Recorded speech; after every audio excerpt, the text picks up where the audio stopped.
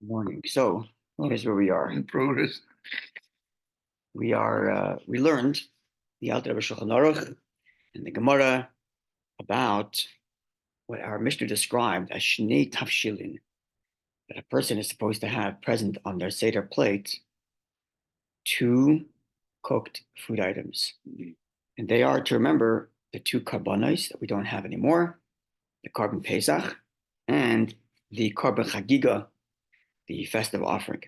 Today, we have an egg and a shank bone, or the cooked piece of meat. That's what we learned. We learned how we got there and the reasons for it, etc., from the Gemara and the Shulchan Aruch.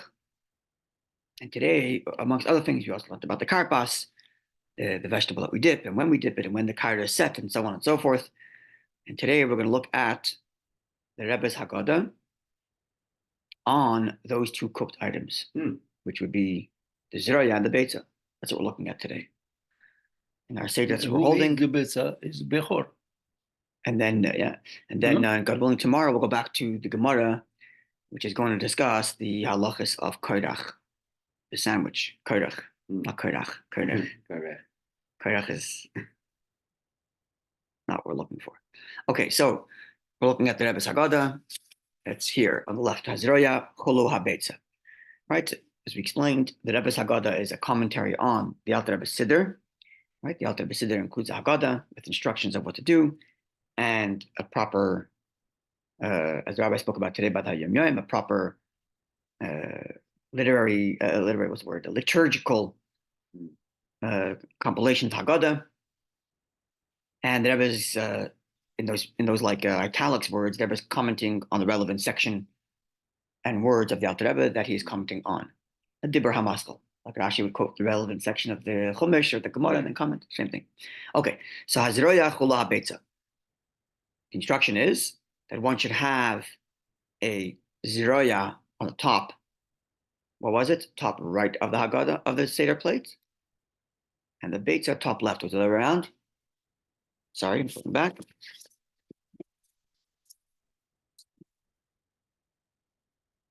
Yeah, top right, ziroya, and opposite, top left, beitza. Right? Circular, so it'll be different to whoever looked at it. Whoa, it's not circular exactly. Okay. It's two segels, 1, 2, 3, 1, 2, 3, and we're talking about the person looking at it. Okay. And as we learned, the reason for this, at least the halachic reason for this setup, we discussed this also already, different ways of setting up, but basically the reason is because those two are used last or aren't used at all. So you put them in order of what you're going to be interacting with first, at least on the basic halachic level. And William. Okay. And ¿Cómo? So we might mind breaking time for the class, please. Okay, okay. Morning, Alan. So where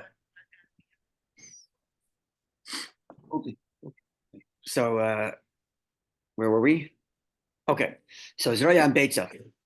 Yeah. Oh, we also learned other reasons for why it's the Kabbalistic reasons why it's like this in the matzah. We discussed that. Okay, so let's see. Hazroya chula beitza. So the Alter Rebbe wrote that you have to have a zroya top right and beitza top left. Hitzorech liyos shnei tavshilin, because as we learned from our Gemara, you have to have two cooked food items. And these two cooked food items are echad zecha lePesach, one to remember the Pesach offering, echad zecha leChagiga, one to remember the Chagiga offering. And in the parentheses, it tells us, look at our Gemara, Psachim Kufidal Beit, it's our Gemara. Okay. Now, the Rebbe now cites two of the reasons for why we're choosing Zeroya and Beitza, because our Gemara doesn't say it has to be an egg or a cooked meat item. It's any cooked foods. It could be two cooked vegetables. The Gemara says it could be rice. The Gemara says it could be chicken and gravy. Yeah. So why these two? The Alter Rebbe told us because of the Yerushalmi, the Gemara, the Jerusalem Talmud, which the Rebbe cites to here. V'amrinon beYerushalmi, the Jerusalem Talmud tells us, sheminag, that the custom is, right, the halacha is to have two cooked food items. Which cooked ones? Custom? The custom, says the Gemara in the Yerushalmi, is lakachas zroya ubeitza, to take a zroya, which is a shank bone, ubeitza and an egg. Why? It explains. Because beya, the lashon arami, in Aramaic, a beitza is a beya. And the word beya, which means egg in Aramaic, could also mean ba'a, to desire, Kolaymar, meaning to say, says the Yerushalmi, Ba Rachmana lemifrak yasana b'dra miramama. Ba wants Beitza, Ba Rachmana, the merciful one, lemifrak yasana, to redeem us, b'dra, with an arm. What's Hebrew for arm? Zroya, which is also the word for Shenkma. So Hashem wants to redeem us with his outstretched arm, right? The pasuk says Hashem took us out with an outstretched arm. Zroya natuya. So to remember that phrase, Hashem wants the Zroya, the outstretched arm. We therefore have a Zroya and a Beitza, making up the sentence. Beitza meaning want, Zroya being the arm. Hashem wants the arm. Yeah, wants the outstretched arm. Okay, so this is the Jerusalem Talmud, which tells us why this is our custom. Top the next page. Yeah, top of the next page. In the parentheses, Rebbe gives us the sources, and then he continues. Yesha Kasvu, there are those that write the like and bait. So what did we learn just now? That we take two cooked items. One to remember the two karbanos, right? And we learned that the egg is because it comes from the same word as beya in Aramaic, and beya means want, and Hashem wants to demonstrate his outstretched arm to Zeraya. Okay, so now Rebbe is going to tell us that there's a source for another reason for why we have a beitza, an egg, and then Rebbe is going to challenge it and support it. So let's see. Yesha Kos, for those that write. You see it? Yeah. The loichen beitza, we take a beitza, mishum, because sha'osim, we are making zecher, a remembrance, la'avelos, for the mourning, like avel, mourning, to mourn, to the churban beis hamikdash, of the destruction of the temple. Right? Egg is a food of mourners. Right. Right? When a person is mourning, God forbid, after a funeral, they would eat an egg. Before Tisha B'Av, we eat a hard-boiled egg. Egg is a food of mourning. It's circular. It shows the circle of life. All kinds of reasons. But the bottom line is the egg is a food of mourning. So we're mourning the destruction of the temple, and we feel that destruction at the Seder night, because so much of our Seder is missing because we have no temple. So there's an extra. There's that. And there's also the fact that whenever we're in a celebratory mode, that's specifically when we remember the destruction. Classic example, wedding. We're at a wedding. We're building a home, but we remember that our main home, the temple, is destroyed. We break a glass, right? So whenever we're in celebratory mode, especially celebrating the Seder night, which is supposed to be with the temple and so on, we're more in the temple. Okay, so those that write, we have an egg to remember the destruction of the temple. Now, writes the Rebbe. Sarach iyun ksas. This explanation requires some explanation. Okay, the previous explanation was that we're taking the beitza because the word beitza comes from the word beya, we want, Hashem wants. Okay, that's a good explanation. Hashem wants the outstretched arm. Beautiful, the Shalmi says that. But to say that that's because we're taking the egg to remember the destruction is a bit difficult. Why is that? Explains the Rebbe. Here's the difficulty. It's clear from the Mishnah, in our Gemara, and the Jerusalem Talmud. The Gan Bisman Beis HaMikdash, that in the times of the Beis HaMikdash, they would take Shnei Tavshilim, 2 cooked foods. Our Mishnah makes no distinction and says, times of the temple, you don't need to have 2 cooked food items. Right. After times of the temple, now you have to have 2 cooked food items. We're going to see in the Mishnah later that the Mishnah is going to identify some differences between our times and the temple times. For example, in temple time, they would have 5 questions, not 4 questions. Hour 4 plus, they ask the question, why this night we have roasted, we have the Korban Pesach. Today we don't ask that question because you don't have a Korban Pesach. So we do 4 questions. Right? So there are differences in the way the observance was done, and the Mishnahs would mention that. Why 5 is for the 5 level of soul? Because there's 5 questions. Oh. Yeah. And the 5th question being all of the 4 questions we have, plus the 5th question of why they're eating the Korban Pesach. But we don't have a Korban Pesach, so we don't ask that question. Now, it's clear from the Mishnah that these 2 cooked food items that are there, which we are observing with the Beitza and the Zeraya, existed even in temple times. And therefore us, and at that time, during temple times, they certainly were not doing anything to remember the destruction, because there was no destruction. Right. The temple's there. Okay? So, if the reason why we have an egg is because it comes from the word beya. Hashem wants to show us outstretched arm. That's a good indication whether the temple's standing or not standing, right? But if the egg is to symbolize mourning, that is inappropriate when the temple's standing. Right. So this cannot be the original reason for why we're having an egg if it was there in times of temple. There's nothing to mourn. There's nothing to mourn, the temple's standing. And therefore, says the Rebbe, if so, we have to say then, Asher may ois shanum lakhu min acher lezech l'chagiga. For many years, they would have taken something else for the chagiga. To remember the chagiga, not the egg. Right? Okay, so let's just, I assume we have to say like this. When you're in Jerusalem, you don't have to have anything to remember. In other words, when you're in Jerusalem and you actually went to the Beis Mikdash, then your two food items would be the actual Korban Pesach and Chagiga. Right. Right? But let's say you're not in Jerusalem. You're somewhere else. So you have a cooked item to remember the Chagiga. Right. But not an egg, because you're not mourning the temple. The temple's still there. What's Korban Chagiga? A festive offering. But also a lamb, or it's anything you want to offer. Different offering. It's a shlomim offering. It would basically be your meal. Your Yom Tov meal would be the Chagiga. Right. But it can be the same animal, or doesn't No, it has to be two different animals. Okay. One Korban Pesach, unique, which was eaten as dessert, which we have the Afikaimon, to remember that. Okay. And then your Chagiga would have been your Yom Tov meal. Okay. Right. Every Yom Tov you would have brought a Chagiga. Right. Shavuot, Sukkot, and that would be like your Yom Tov meal. Right. To celebrate. Exactly. So if, let's say, you weren't near the temple, so you didn't do that, whatever, you're living in Baghdad while the temple's still standing, which was a thing, people did live there, Bavel, so you would have had two cooked food items to remember the Chagiga you're supposed to have. But wouldn't have been an egg necessarily. Right. Because there's nothing to mourn. Right. But ba'achar churban, and therefore said that only after the destruction came around, shinu minhag zeh, they changed it and decided to, what's the word? They decided to replace whatever the cooked food item they were doing before with an egg for the morning. Right. In other words, the morning element only could have started afterwards. Right. Okay, this comment from Rebbe requires much more explanation, but this is the basic idea. They was telling us, so there's the Yerushalmi which said that the reason is because Baal Hashem wants. Okay, that's very nice.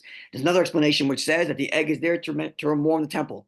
Mourning of the temple can only start after the temple is destroyed. But the two cooked items exist before the temple was destroyed. Therefore, we must say, before the temple is destroyed, pick any two cooked items you want. After the temple was destroyed, the minhag evolved to have one of them as an egg for mourning. Okay.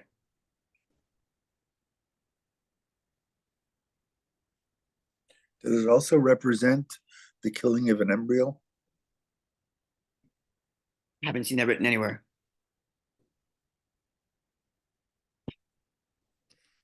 Okay. Next comment from the Rebbe, Hazroya. So the Zroya, which we commonly use, people use the shankbone. But as you'll see here, Noyagin, it's our custom, the Chabad custom, Lakach has to take Chelet Mitzavar Oif, the piece of a neck of a chicken. That's our custom, to a chicken neck. Others have like a full leg of a lamb, but we have a chicken egg, a neck of an egg. Kain medaktikim. We are also particular not to eat of the zraya later. We learned that in Alter Rosh Hashanah. You don't eat for the zraya, and that had halachic ramification, as we explained, because if you forgot, if it's Shabbos, the Seder night to Shabbos, you're not allowed to cook on Shabbos. You can cook on Yom Tov, you can't cook on Shabbos. No, sorry. It's not Shabbos. It's a regular Yom Tov night. You're only allowed to cook on Yom Tov if you're going to be eating that food item. Right. Let's say you forgot to make your Zraya before Yom Tov. Can you cook the Zraya once Yom Tov starts? You're not eating it, so you can't. Right. Unless you cook it with the intention that you'll eat it the next day. Right. But we prefer not to do that, not to eat at all. And therefore we cook before Yom Tov, of course. Yeah, and that's we were specific about not eating it. Why? Explains. All of this, the reason why we have a chicken rather than a lamb, and the reason why we don't eat it is harchaka, is to distance ourselves. Called dimula Korban Pesach. There should be no comparison to the Korban Pesach, because we're very particular that no one should make the mistake of thinking that we're actually observing the Korban Pesach, because there's a serious prohibition of eating kachim b'chutz, eating holy food outside of the parameters in which you're allowed to eat it. So the Korban Pesach, for example, must be eaten within the perimeters of Yerushalayim. other holy offerings must be eaten in the temple, right? We read it every day in the Zel Mokoimon, right? After you put on tefillin in the morning, those mishnahs, Zel Mokoimon, those all describe the various different karbanas and where they are to be eaten and who is to eat them, right? And the last one we described there is a Pesach, right? It's in there, it's a Pesach. And the Pesach must be eaten within Jerusalem. So we're sitting here in Canada, which would mean it's forbidden for us to eat a carbon Pesach. And if we don't have even the imagery or the optics of seeming as if we're actually eating a carbon Pesach. Right. And therefore, first of all, it's a chicken, which is not permitted as a carbon Pesach. You have to have a lamb. And B, we don't eat any of it. Moreover, we tam zeh for this reason, my father-in-law, the Rebbe speaking here, so his father-in-law, the previous Rebbe, he would remove almost all of the meat from the bone, so it didn't even look like carbon Pesach. Now you have to have some meat. I looked out the Shulchan Aruch. If you have only a bone, no meat, then it's not a cooked food. It's a cooked bone. And now the Mishnah says you have to cook food items, so you have to have some meat. But the Frierdiker Rebbe was particular to remove almost all the meat. So there's really no semblance of the carbon Pesach. It's only there as a reminder. Okay, that is as far as the Zraya. Now the egg. First we went to the egg and the Zraya together. Now the Zraya in particular, and now the egg in particular. Yeah. I was gonna say it seems a bit peculiar. It's like we're saying that the Zraya is like Maras Ayin. We don't want to have it. Correct. We don't want it to look like it's Maras Ayin. We don't want it to look like we're doing a carbon Pesach. Right. Yeah. But if we don't have the base of Mikdash. Well, that's a good question. And the truth is actually the carbon Pesach is detached from Beis Mikdash. Oh. You can do the carbon Pesach on the Temple Mount even if there's no Beis Mikdash. And in fact, I think I did a video on it once. Just find it online somewhere. But in 1968, after Israel conquered Jerusalem and didn't give it back, right, and Jews were in full control of Jerusalem, the Rebbe made the halachic argument that actually were required to do the carbon Pesach. And therefore, the Rebbe told all of his chassidim, whoever would listen, to leave Yerushalayim on Erev Pesach, and that way you qualify as one of the exemptions for not, right? There's a few different exemptions for not doing the carbon Pesach, and one of them is if you're at a distance. So if you're a certain distance from Yerushalayim, you're exempt from carbon Pesach. And the Rebbe therefore said everybody should leave Yerushalayim for Erev Pesach till after midday, and that way you're completely exempt from carbon Pesach, and they go back home for the Seder. Wow. And the Rebbe told the same thing by Pesach Sheni. Yeah. But then once they gave it away, unfortunately, that whole thing is obsolete because we no longer have control. But if you have control of Jerusalem, even without a temple, you're still chayav. So the Maras Ayin still exists even without a temple. Okay. But anyway, it's irrelevant. Yeah. Anyway, that's the point. All right. I think I did a video once explaining all the halachic background. From America, I did it once. I've been seeing these like obscure videos. Sometimes people try and sneak in like a lamb to the Temple Mount. Like nowadays. Yeah. People try to do it because the halacha is you can. For certain karbanos, you can. Carbon Pesach being one of them. Okay. So that was as far as the Zeraya goes. So first we commented on the Beitzah and the Zeraya and their history. Like when did we start to change an egg and why the Zeraya, why an egg? And we explained because the outstretched arm, but then there's the egg for mourning. And the mourning must have only started after the temple was destroyed. Then we went to the Zeraya in particular, where our custom is to be as far away as possible from the carbon Pesach. Chicken, not a lamb. What was it again? Not to eat from it and to remove all the meat. And now Beitzah. Beitzah says the Alter Rebbe, Muvushelas, a cooked one, Achitishkasha, until it's very hard, a hard-boiled egg. Now it continues. Gam kishachol Erev Pesach b'Shabbos.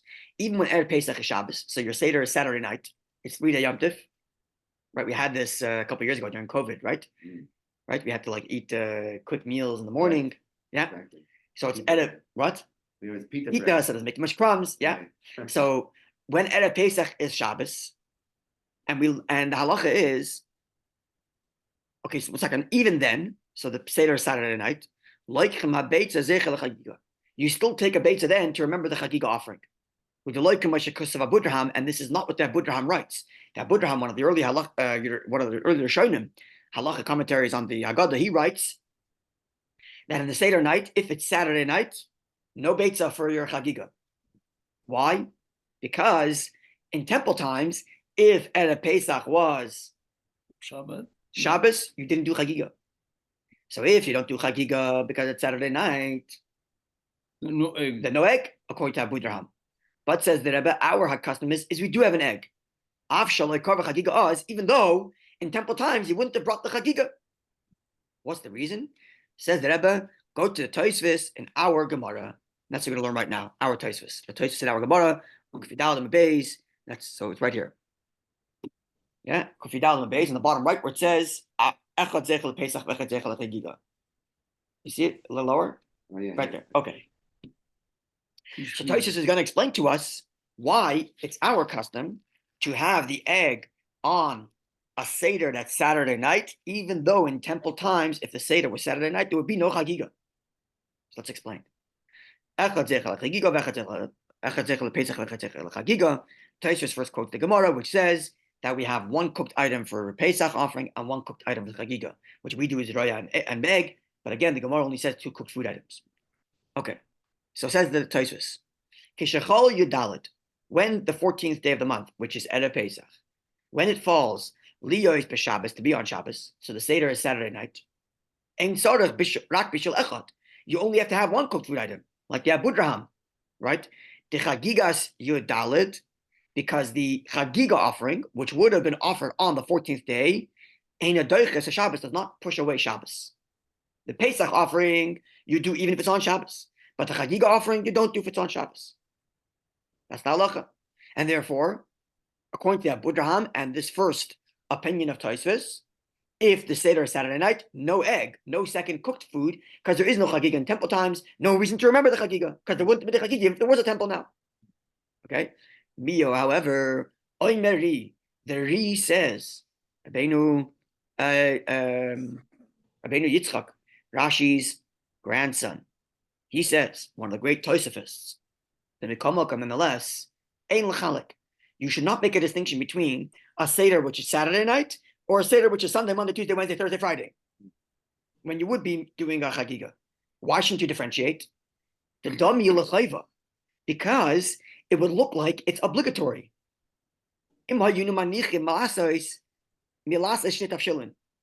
If on Saturday night we didn't have the Chagiga, we wouldn't have the egg, we wouldn't remember the Chagiga, it would be us saying, oh, you know something? We're obligated in Karbanas now.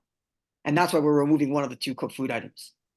And remember, we learned, we want to stay away from any optics that looks like we're doing something for real. Right. And therefore, says that he actually keep the egg there, keep your second cooked food item, just to make the point that it's only about remembering. Right. So remember it on Saturday night, even if they didn't do it then on Saturday night. If you take it away Saturday night, it's going to look like, hold on a second, I'm actually observing a carbon here, which is why I'm not doing it Saturday night. She said, no, keep it Saturday night, and that way it'll further make the point that it's just to remember. And even though they would have done in temple times, we're still remembering. Okay. Continues. The Gam Yesh Lachish, we also have the concern, people will not understand, because we don't have a temple, and we're not actually doing karbonis, people won't understand why some years we do have the egg and why some years we don't. And therefore, Shema lo yasu b'shar psachim. Other years, people won't do it. In other words, if I come to my rabbi seder and it's Saturday night and there's only one, there's no egg on a seder plate. The next year, when I make my own seder, I won't put an egg either. Because people don't understand is, if you have a temple, you know there's a carbon, not a carbon. But nowadays, people don't have this kind of knowledge. And if sometimes you don't put the second cooked item, people will think that you only need to have one. Right. So better keep it on Saturday night, even on Saturday night have both.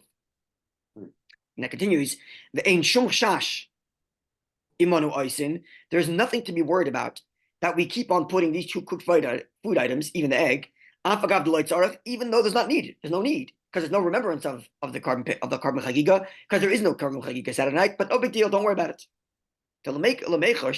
We shouldn't be concerned. Shemayiv the Beis Hamikdash, the Beis Hamikdash will come, right? Okay, so let's say this year is Saturday night, right? Let's just say it's not, but let's just say it is. It? No, it's not. Not Saturday night. Is it second Saturday night? I think it's the weeknight. I think it's like Monday night. Yeah, it's Monday night. Okay, let's just imagine that this year would be Saturday night. Yeah. Okay, you know what? Better. Let's imagine that last year was Saturday night. Okay, so last year, let's just say we didn't have the second. Let's just say we had 2 cooked food items, right? Like we always do. The Zeraya and the Beisa. Okay, Beis Hamikdash comes, God willing, and this year we're doing the Seder the way it's supposed to be with the Korban Pesach and Korban Chagiga. Okay, and let's just say it's Saturday again this year. So maybe there's a concern. Yoimru, people will say, "Hey, a shtakid last year when it was Saturday night. Asinu zeicha lechagiga b'Shabbos. We did a remembrance of the chagiga last year when it was Saturday night. So v'hashta now, Nami, let's also nakriva b'Shabbos. Let's bring the korban on Shabbos. If last year, when it was Saturday night, we brought a remembrance for the chagiga, this year when we actually have the temple, maybe people will make the mistake of thinking that we should be actually bringing the chagigas. Last year we made a remembrance for it when it was Saturday night. Maybe that's the problem, right? Says the Rebbe, no. Don't be worried about that. Why? Ta'krava mizura is reason. There's this idea that the people who operate the temple and the koyanim is reasonheim. They are very scrupulous. They know their stuff. When you're talking about a guy who shows up to his rabbi's table and sees a missing beitza, Right. He doesn't know anything. Next year, he makes still say there's no beitza. But you're worried that the koyanim and the Beis Mikdash are going to make the mistake because last year they had a beitza and the koyanim are going to think, hey, we're supposed to bring a chagiga on Shabbos. The koyanim and the Beis Mikdash are overseen by the Sanhedrin. These guys learn and practice for the halachas. They know their stuff. They're not going to make the mistake because last year you had a beitza on Saturday night. They're going to make the mistake of making a chagiga on Saturday night. Not going to happen. Moreover, ukishiyabana, when the Beis Mikdash will be built, Moshe v'Aaron yiyimanu. Moshe and Aaron are going to be there. You're worried Moshe and Aaron are not going to inform people of the halacha. They're going to make a mistake. Moshe and Aaron are going to be there. Aaron's going to be the high priest. He's going to know exactly what to do. Because last year I had a beitza, he's not going to accidentally make a korban pesach, a korban chagiga on Shabbos. Don't worry about that. The leikal and muti, the mitte, and no one's going to be making any mistake. But someone who decides, you know what, I'm going to go with the Abu Draham's opinion and not have 2 cooked food items on Saturday night. Right? Ein mazir noisai. You don't have to tell him, fine, okay, Saturday night he doesn't want to have 2 things because in the temple times they didn't have. No problem, only have your zraya. But nonetheless, says the Rebbe, it's best to have both. And that's indeed our custom, that even on Saturday night we have the egg and the zraya. But now that you have this background, you have a better understanding. The next time it comes Saturday night, you'll appreciate that the egg this year is different than every other year's egg. It's different because it's only because we always have, and no one should make the mistake of thinking. Okay, so here we have this finishes our concludes our last couple classes on the zraya and the beitza and the seder plate setup and when it should be set up and how it should be set up and what should be there, etc., etc. We went through all of that with Hashem's help, except for the morah. We didn't discuss the morah items, and we also didn't discuss the ingredients for the chareses. We'll get to that later in the Gemara. But coming up next, starting tomorrow, is going to be this fascinating subject of koirach, the sandwich, that Hillel sandwich. The fascinating subject. What is it all about? And it's going to get to, is the matzah biblical? Is the morah biblical? How is it biblical? Is it rabbinic? When is it rabbinic? When is it biblical? All these fascinating discussions are going to come up over the next week or so on the subject of koirach, the sandwich of Hillel. Okay, and have a wonderful day. This means Bechor should eat the egg completely or just